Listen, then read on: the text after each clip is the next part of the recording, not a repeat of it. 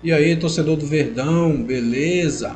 Mais um vídeo aqui no canal JP Palmeiras para trazer aí as últimas notícias do Verdão, galera. Notícias não muito boas, né? Para nós palmeirenses, Palmeiras aí perdeu o título para o Corinthians, galera. Estou trazendo aqui para vocês o programa G4 do Band Esporte. Massinha aí falando aí sobre a atuação do Verdão nesta final, galera, nesse Paulistão desse ano de 2025. E como é que vai ficar o Verdão aí para o ano, né, galera? Se o Palmeiras aí vai brigar esse ano aí pelos títulos que nós temos para disputar, galera. Fica até o final do vídeo aí, não se esqueça de deixar aquele like, beleza? Aí o Abel Ferreira, poucas palavras, e o Rafael Veiga, que perdeu o pênalti que poderia mudar a história da final. Massa, vou dar minha opinião neutra, mas eu quero ouvir a sua. Eu gostei do Rafael Veiga, deu a cara para bater, falou, ó, é isso aqui, gosto daqui, errei e tal, tudo mais. Do Abel, nem tanto. Acho que ficou meio protocolar ali as palavras do Abel, meio se defendendo, cheguei em tantas finais e tal. Acho que ele tinha mais a explicar, não sei. Vamos lá. Assim, o Rafael Veiga é um jogador muito honrado e ele vai pagar o preço de ter perdido esse pênalti, né? Assim como ele pagou os louros de ter batido aquele pênalti contra o Chelsea, que acho que foi um momento mais difícil para ele, né? Ele fala sobre isso. Aquele pênalti, sim, ele estava bem preocupado com o que fazer.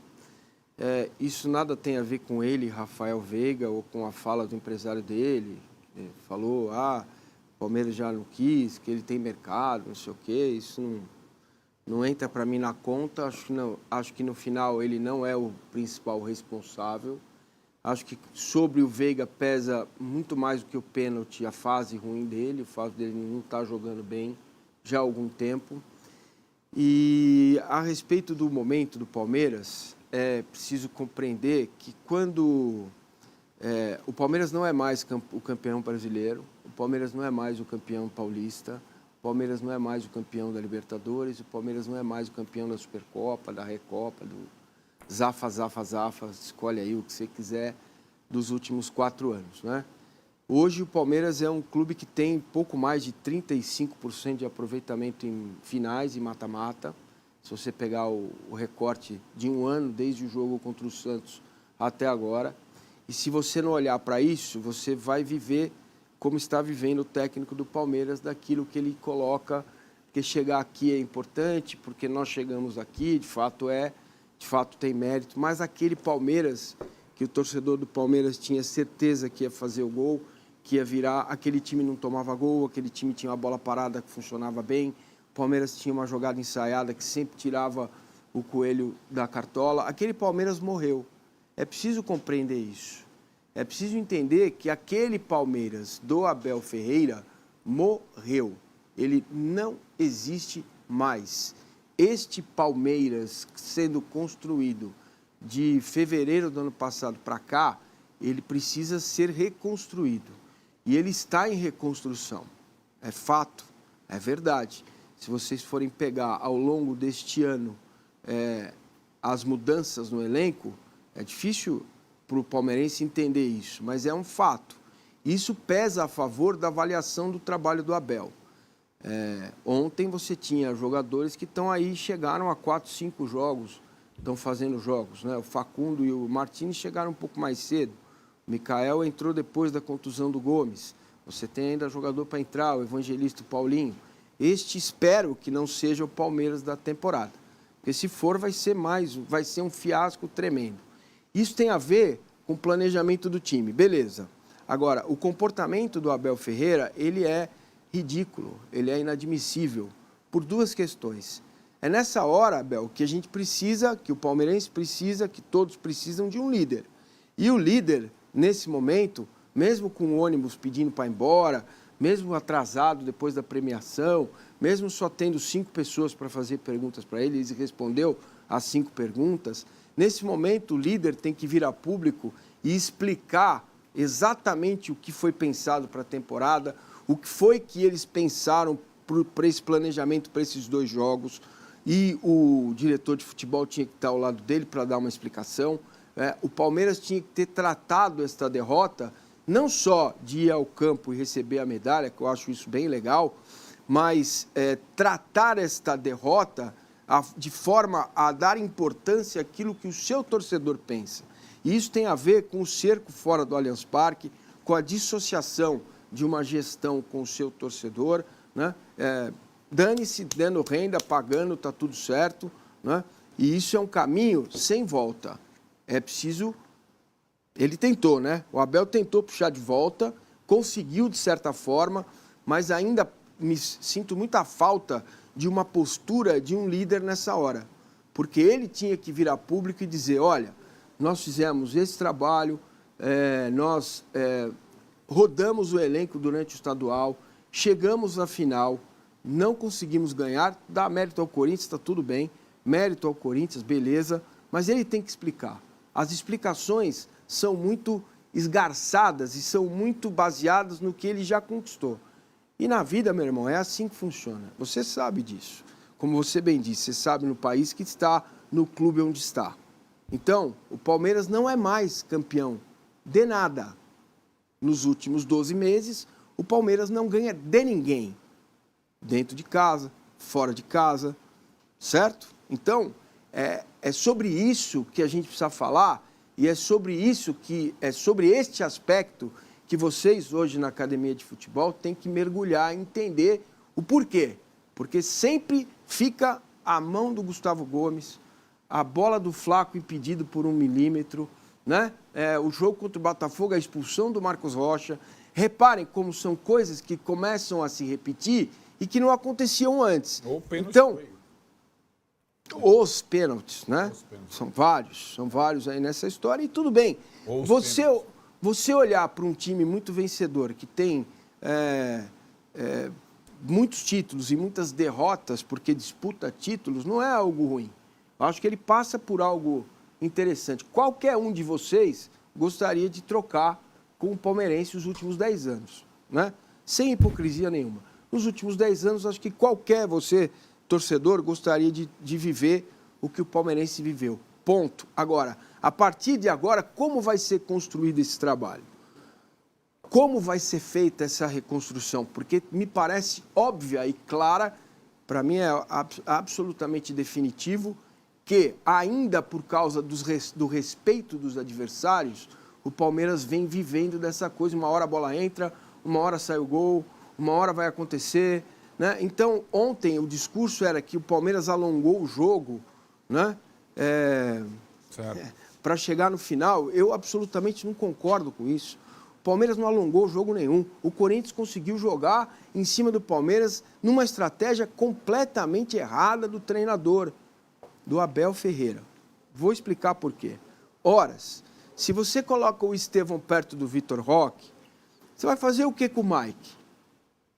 O Corinthians, nos primeiros 25 minutos, deitou nas costas do Mike. Porque toda vez que o Mike ia para fazer a pressão, os dois volantes do Palmeiras jogando lado a lado, o que acontecia? Ou o Carrídio, ou o Martínez, ou o Yuri, ou até mesmo o Memphis caía para tirar um zagueiro da área do Palmeiras e jogar nas costas do Mike. Foi assim que o Garro meteu a bola na trave. Até o Ranieri uma hora saiu pela então, direita, né? Era óbvio que você tinha que jogar com 3 zagueiros, tendo a característica do Mike e do Piquerez. Eram jogadores que tinham que estar mais soltos para justamente o Estevão jogar mais perto do Vitor Roque, para justamente poder pressionar o Corinthians na saída de bola, que para mim foi surpreendente o início de jogo. Muito surpreendente. O Corinthians mandou no jogo.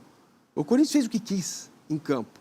O Corinthians pegou o adversário e falou, aqui não tem jogo, cai aqui, questões de arbitragem a gente vai falar depois, cai aqui, enrola ali, mas o Palmeiras não pressionou, como fez nos jogos passados. No último jogo na Neoquímica Arena, os primeiros 20 minutos, que faltou a tal da eficácia, que a bola não entrou, se tivesse entrado. Ontem, nem isso, o Palmeiras não deu um chute no gol no primeiro tempo. Nenhum chute no gol. Então não foi no Allianz Parque que o Palmeiras perdeu. Claro, é um conjunto. Também perdeu, né? Mas o primeiro tempo foi de um time dente de leite, como tinha no nosso tempo lá o dente de leite, né? Então, esses 12 meses estão mostrando muita coisa. E eu já elenquei elas aqui várias vezes. Primeiro, o desempenho contra o G6. o primeiro. Isso vem acontecendo. Já no final de 22, a coisa já tinha dado uma enroscada, aí entrou o Abel Ferreira, que a gente quer ver, mudou o esquema, 3 zagueiros, 2 atacantes, virou no Botafogo, ganhou o título. Beleza. Entra o ano passado, 24, ganho estadual. Ok. E depois é uma sucessão de erros que, quando começam a se repetir, eles viram uma norma. Isso acontece. O Palmeiras não é mais. É importante o palmeirense entender isso. O Palmeiras não é mais aquele Palmeiras que foi até fevereiro do ano passado. E essa postura do Abel, do Barros, que some, né, ela é condizente com essa questão. A sensação que a gente tem é que ele, treinador, se coloca acima do bem e do mal. Se coloca num lugar que, olha, tudo que eu já fiz não vale nada. O futebol, como a vida, cara, não adianta eu chegar aqui e dizer, olha, eu fiz um bom programa ontem, então hoje eu posso fazer um programa ruim. Não posso, cara, a vida é assim, é todo dia, é diário. E mais, você tem a sensação que eu tenho que o Palmeiras parece um pouco a seleção brasileira. Jogadores caros, jogadores que chegam e jogam de forma blasé, de forma a não se importar com o que está acontecendo. E muita coisa passou também ao longo do jogo de ontem da substituição do Piquerez. O Palmeiras estava jogando bem por ali, o segundo tempo começa diferente. Por quê? Porque ele corrigiu, colocou o Emiliano como terceiro por dentro, liberou os 2 alas, o Palmeiras começou a jogar, começou a chegar, o Corinthians não saía mais lá de trás. O pênalti, ele não acontece por acaso. Não foi uma jogada ao acaso. Reparem que na hora do pênalti, o Piquerez passa, o Facundo mete a bola... Tá de meia, né, no jogo. Perfeito, ele ficou marcando a linha lateral no primeiro tempo. Isso. Certo? Então, isso é estratégia, é erro do treinador. Este time do Palmeiras que estava em campo ontem poderia jogar mais? Muito mais. Poderia fazer mais? Muito mais. Então, essas são as questões importantes que é o Palmeiras que tem que olhar para si. Não adianta olhar para o outro. Não adianta olhar para a fumaça, para o sinalizador. Isso é um absurdo mesmo. Isso aí é beleza. Mas tem que olhar para dentro. Tem que olhar para si. Né? Tem que olhar para o trabalho, para a qualidade do trabalho. Este Abel Ferreira precisa mostrar mais. Porque o que ele já fez e o sucesso que ele surfa, ele vive disso hoje, já são 12 meses de que você arma um time ridículo no Maracanã, perde do Flamengo. Arma outro time ridículo no Rio de Janeiro, perde do Botafogo. Aí tudo bem, jogou bem em casa contra o Flamengo, Botafogo, faltou um pouquinho, bateu a bola na mão, o Flaco fez o gol lá, poderia, ok. Aí você vem para uma decisão de Campeonato Brasileiro, contra o Botafogo, jogando pelo empate. Quanto foi o jogo? Nem lembro, foi 3? 2-1, Botafogo. 2-1. Você perde o jogo.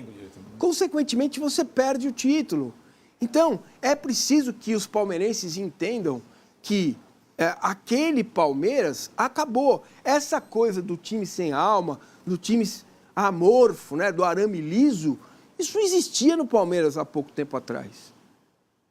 Né? Aquele Abel Ferreira que colocava os moleques para jogar lá contra o River Plate, né? Aquele Abel Ferreira que colocou o Scarpa de ala contra o Flamengo e o Piquerez de zagueiro, talvez no dia mais feliz da minha vida nos últimos anos, em termos de futebol, mais até que em 93.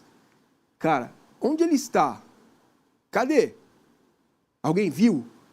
Porque este comportamento dele na coletiva diz muito sobre um Palmeiras ensimesmado, olhando só para si, sabe? E fechou outro patrocinador ontem. 30 milhões para as costas e para a base. Então, cara, ou o Palmeiras olha para si e vai conversar com a comissão técnica, entender por que é que esse time não faz mais gol de bola parada, por que as jogadas ensaiadas sumiram, por que o time toma gol quase todo o jogo, por que o Felipe Anderson não joga nada. Ele entra, é como se não existisse. O que acontece com o jogador que chega lá e sucumbe? E foram vários. Não estou comparando os dois futebol, não. O Tabata também. Chegou, sumiu, sucumbiu. O que acontece? Qual é o problema? Quem está errando no processo? Aonde estão os erros? O time não consegue jogar. O time não acha um atalho para fazer o Estevão jogar. É um negócio angustiante. O primeiro tempo ontem foi uma vergonha. Uma vergonha. Certo? Você não chutar uma bola no gol. Você precisa ganhar o jogo, você precisa fazer um gol. Porque este ambiente todo, essa fumaça, tudo isso aí, ia virar o contrário. Se o Palmeiras tivesse pressionado o Corinthians no primeiro tempo, se já tivesse o Corinthians sem conforto no jogo para o segundo tempo, não dá para dizer que o resultado seria outro, porque nos pênaltis o Palmeiras ia perder mesmo. Mas pelo menos ganharia o jogo. Entendeu? Chutar a bola no gol, finalizar, criar chance, deixar o seu adversário preocupado. Isso não aconteceu. De novo não aconteceu. E isso vem se repetindo ao longo desses 12 meses, que eu estou falando aqui faz tempo, não é de hoje. Certo? Não quero dizer, eu sou o cara, eu vejo, não sei o que lá. Então o torcedor do Palmeiras tem toda a razão de ficar bravo, de ficar incomodado, né? E que a sensação que se tem é que nada vai acontecer. Nada vai acontecer. Domingo tem jogo contra o Botafogo, que é o que mais me preocupa. São 12 jogos, quarta e domingo, e Libertadores na quinta. Esses jogadores vão estar em campo? Maurício vai estar em campo? O Paulinho vai estar em campo? Qual vai ser o time? Ele vai conseguir fazer o time se recuperar rápido? Então é isso aí, torcedor do Verdão. Valeu por chegar até aqui no final do vídeo. Não se esqueça de deixar aquele like, beleza? Deixa nos comentários aí o que vocês acharam aí da atuação do Verdão, galera. E também o que vocês acham que o Verdão vai aí fazer durante esse ano aí no Campeonato Brasileiro. Falou e até mais!